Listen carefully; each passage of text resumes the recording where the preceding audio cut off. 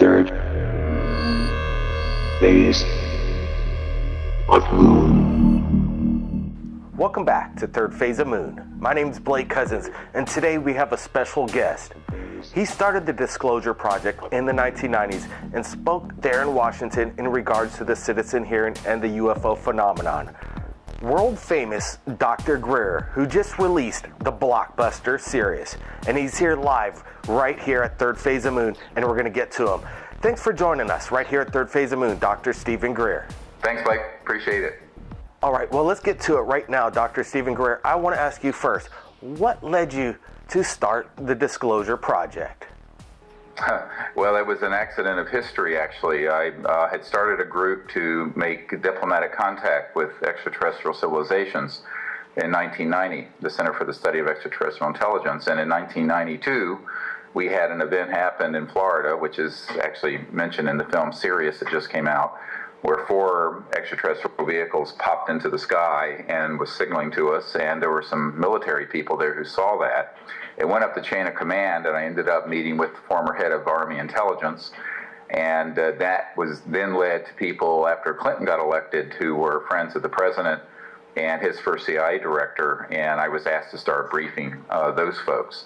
And what I learned was that most of those people didn't know anything. They'd made inquiries and were being basically blown off.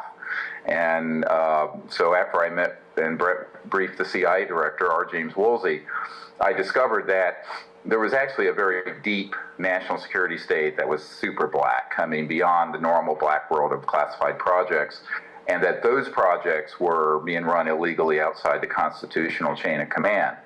So back in those days, it was called Project Starlight, and you can actually get from the Clinton archives of the Presidential Library what we were doing to brief folks back then. And I'm working full-time as an emergency and trauma doctor, taking care of the usual shootings and stabbings and car wrecks and stuff, and I'm going up to D.C. on sort of a shuttle diplomacy, and up to New York to meet with the UN Secretary General and his family and folks like that, trying to put together a coalition to end the secrecy. And it turns out that none of those people wanted to take that on. So by the late 90s, we concluded that no member of Congress, because I briefed many members of the Senate Intelligence Committee and Armed Services Committee and government oversight committees, privately, of course, they did not want to take this issue on. So I said, oh, wait, we're going to have to do it. So we started the whole process of the Disclosure Project in the late 90s and began to interview. Initially, it was maybe about 40 of these military and top secret guys. Now we have about 500 of them that I personally have met with. We have about 110 of them on a videotape.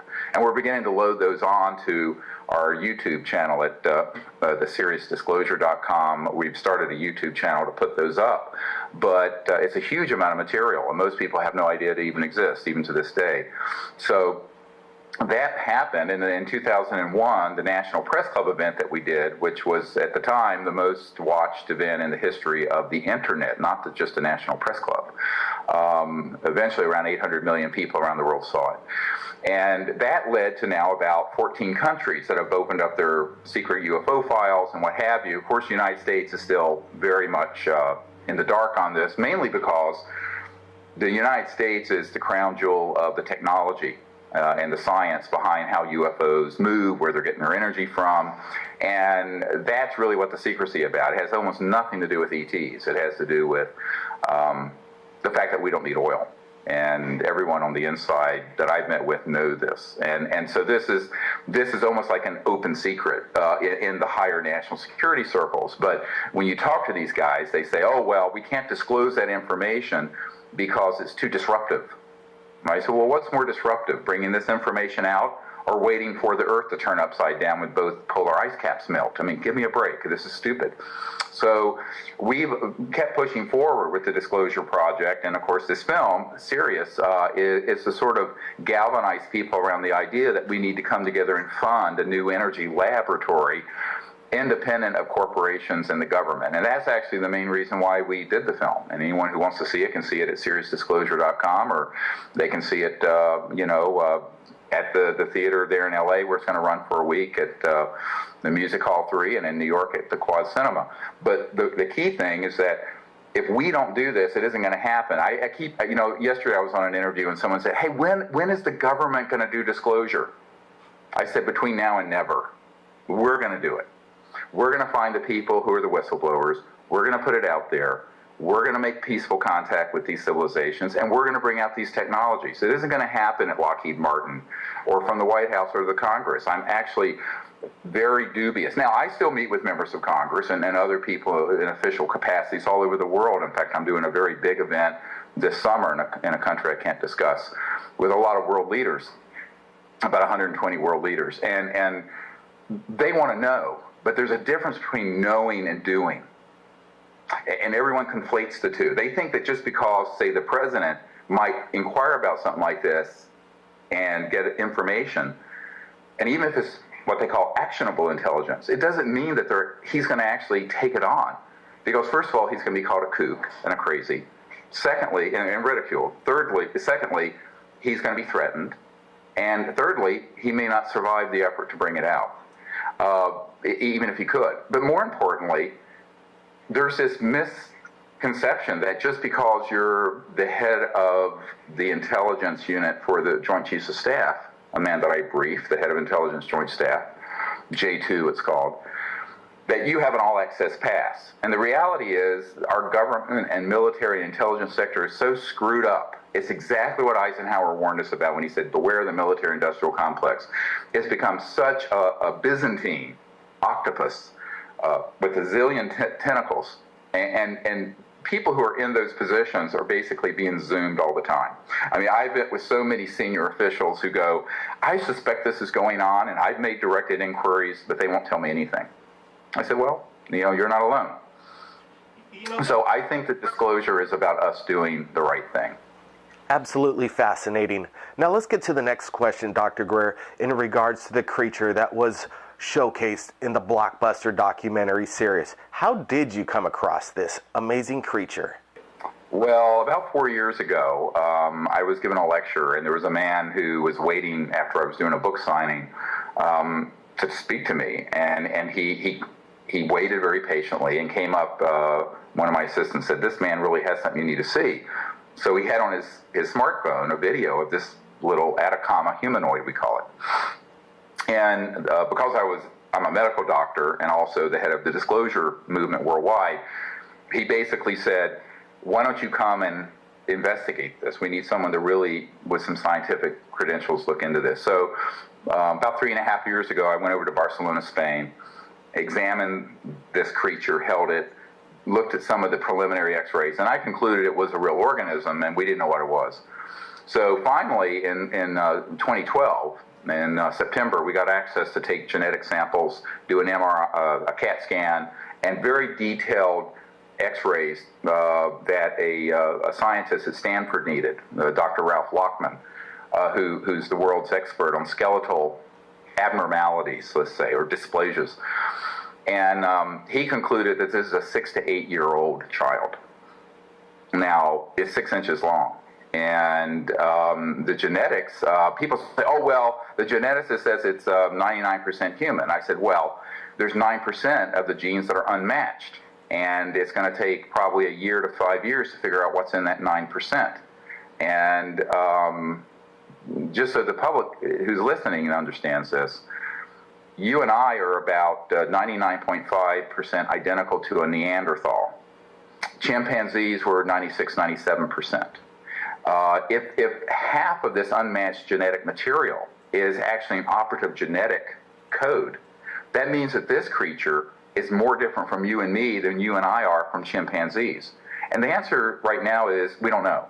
We do know, however, there are more of these apparently out there. And the geneticist at Stanford, Dr. Nolan, has said that if there's more than one, it's case closed, that it precludes a one-off genetic mutation. And then you start getting reports from that area of Chile in the Atacama Desert, the driest place on Earth, where people have seen these small creatures when they're adults. They're about 1 foot or so tall, associated with luminous objects that come down and go into the earth and what have you. And so we're beginning to discover that there's a whole backstory to this since I was at the National Press Club a couple weeks ago, is coming to light from researchers in South America. So Of course, the media wants to say because it has human genetic material in it, it's known what it is. It's a deformed human. That's not true. The truth is nobody knows what it is, but every day it's looking more and more like it's something very unusual, because there may have been one of these in Russia that we have film of and video of.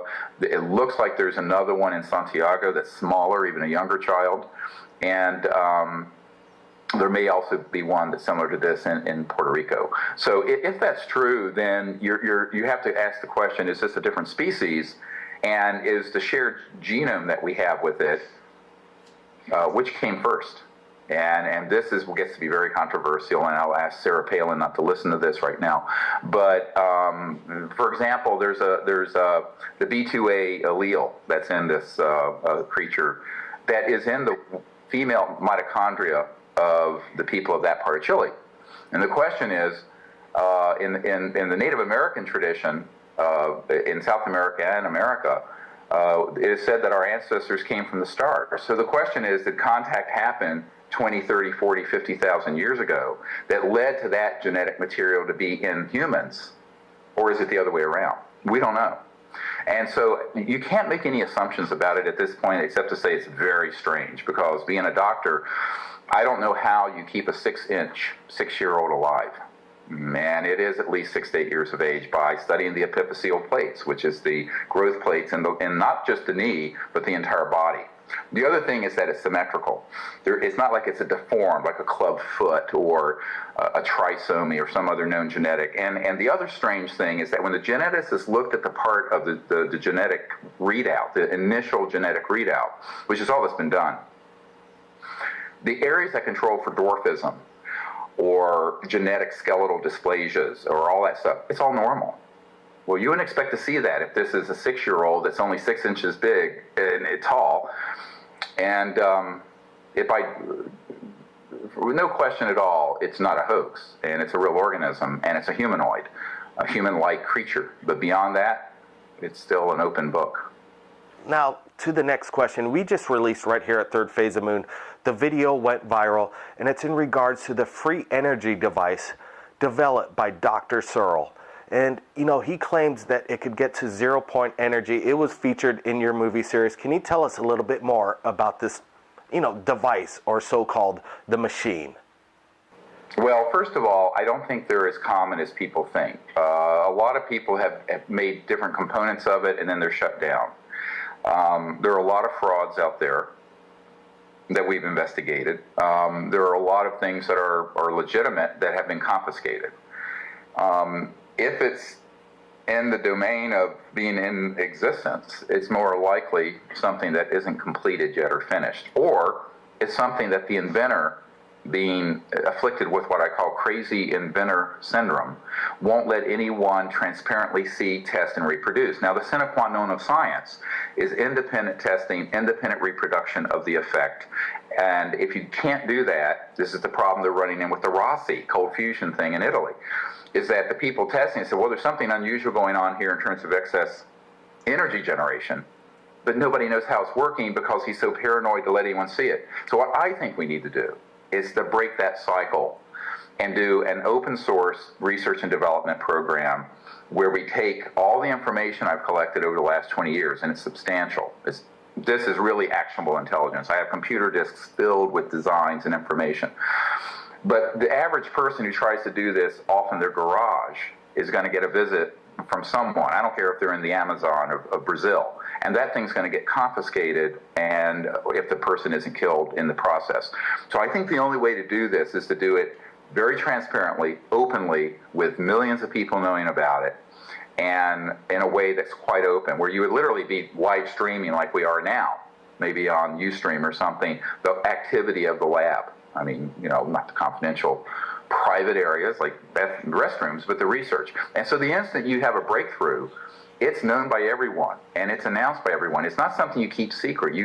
And then you put that information out and ask universities that we're working with and other laboratories, please reproduce this effect. And you do it very, very openly like that.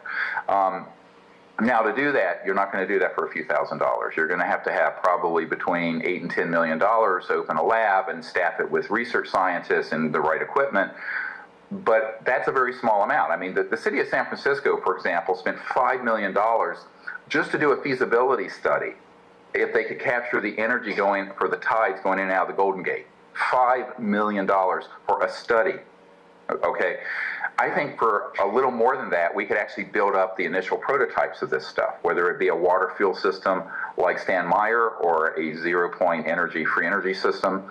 My intention would not to go straight into the anti-gravs. All right, now that's cool stuff. When you create a counter-rotating vortex at very high voltages and things begin to lift, I've seen it in labs that I've been in. The problem is you're stepping on the toes of the Air Force and a missile delivery system then. And so in my conversations with some folks is that let's walk before we levitate. And by that I mean let's get free energy out to get us off oil and gas and coal before we start doing things that can launch and get us from here to Paris in 2 or 3 seconds. Can that be done? Yes. But the world is you have to phase some of this in. And I think the energy component of it, however, the things like Tesla and Stubblefield had in 1908 or whenever it was, back in the early part of the 1900s, we have a picture up on our website of Nikola Tesla standing there with Stubblefield, and they had an Earth energy battery system that was free energy running this man's farm.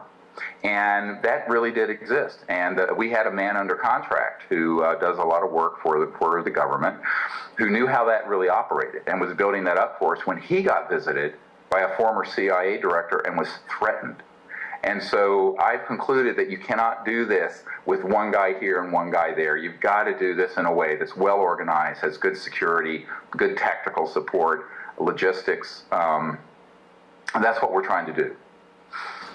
Many people talk about the alien agenda. What do you think the agenda of the ETs are, aside from joining the Federation and intergalactic neighborhood? Yeah, well, I think those who know do not say, and those who say do not know. I'm quoting Lao Tzu from the Tao Te Ching.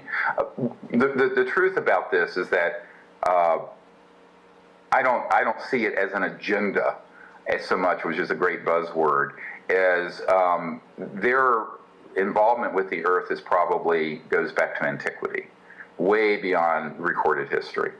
And these civilizations are basically waiting for us to evolve to a point that we become, as Michikaku said, a type 1 civilization, which would be at least we're functioning peacefully on this planet and not destroying it. We're not there yet. So in the meanwhile, what we're doing with our CE5 initiative is where we train people to use these advanced concepts in remote viewing and consciousness to go out and make contact. That is something that I think we're doing as sort of a morphogenic field propagation, where we're trying to create a 100th monkey effect or going into the future. But the truth is, these extraterrestrial civilizations are really expecting us to fix our own problems unless we become such a problem that we become an existential threat to either other planets or this one. Now, at that point, there could be some kind of massive event. And I've said this. I wrote this in 1991 in a white paper that went all the way through the agency and the aerospace industry. But until we reach that point, I think that they're observing, they're wanting to interact with us in a way that's peaceful and in a very prescribed manner until we fix our own house. And so I tell people it's much less about the ET issue than it is the human issue.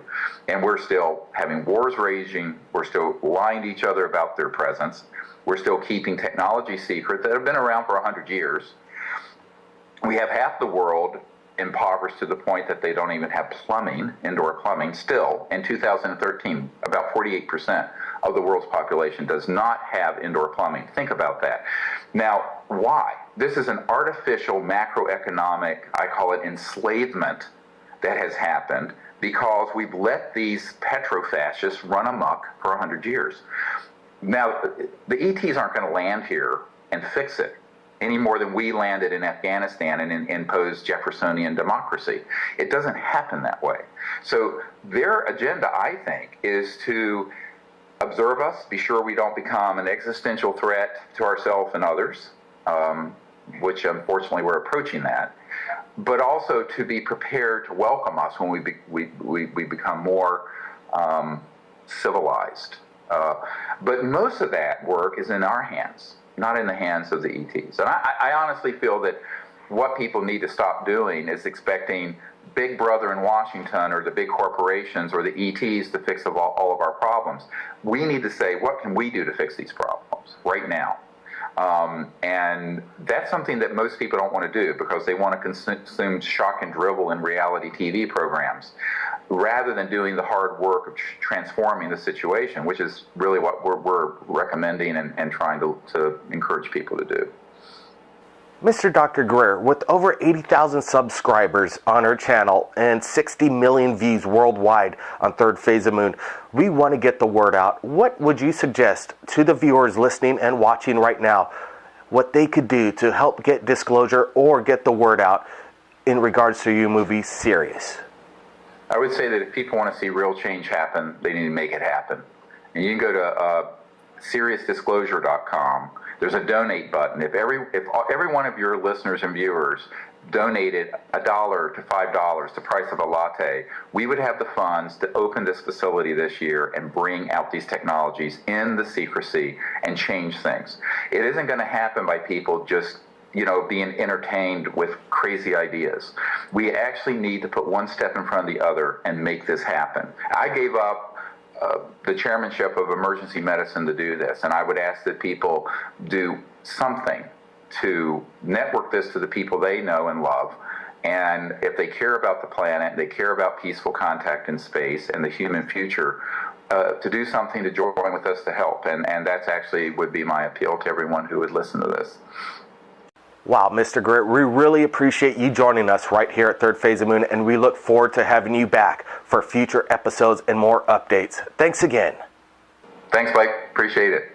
All right, Dr. Greer. And for everybody out there, we just did an amazing interview with Dr. Stephen Greer earlier, and we'll be posting the entire exclusive radio show right here at Third Phase of Moon. And if anybody out there has captured anything amazing in regards to UFOs, you could contact us at Third Phase of Moon via Skype or Facebook. My name's Blake Cousins, and we'll see you again next time. Phase of the Moon.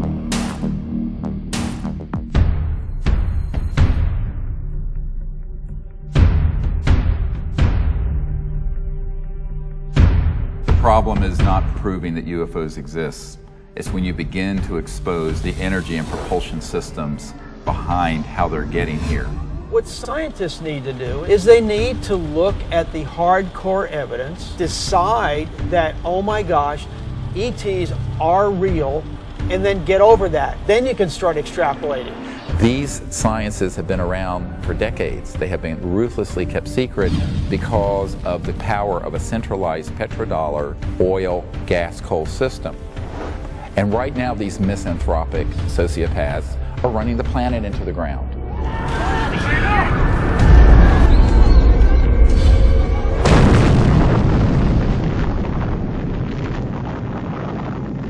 Governments have not gone far enough, so we've decided that as people to form our own movement. All right, game on, roll one. What we are attempting to achieve is a device which defeats the perpendicular force of gravity. We have so many modes of converting quantum vacuum energy or zero-point energy. This possible EVE was found in the Atacama Desert. We have the best scientists that are going to be doing the DNA testing. We have 1,150 teams of CE5 ambassadors. I can attest to the fact that real phenomenon happens here. And this is probably the most important thing going on this planet today, and yet nobody talks about it.